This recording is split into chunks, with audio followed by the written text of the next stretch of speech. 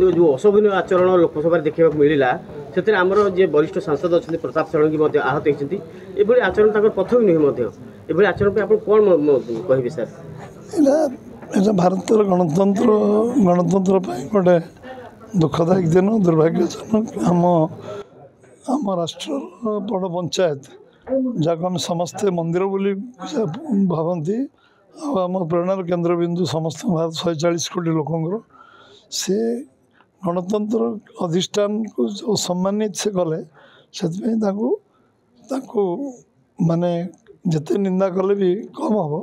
यहाँ गोटे निंदनीय घटना आउ भगवान सद्बुद्धि दिंतु जो दायित्व संपन्न राजनीति दल दायित्व संपन्न विरोधी दल नेता हिसाब से संविधान को सम्मान देवा उचित एवं आम्बेडकर प्रणीत संविधान जोटा युगान्तकारी संविधान प्रति किए असम्मान करा उचित नुह आम स्ट्रेंथन करा उचित आज्ञा से एफआईआर से राहुल गांधी को ए बाबद दंडित करने आवश्यक अच्छी निश्चय कार्यानुष्ठान आईन ऊर्धर कई नुहति जिते विराट व्यक्ति हूँ आईन पाखे आम आईन आम ऊर्धर आईन तेणु विरुद्ध कार्यानुष्ठान आईन अनुसार हवा उचित से जो मामला है से घटना को सविशेष तदंत कर कार्यानुष्ठान ग्रहण करा उचित।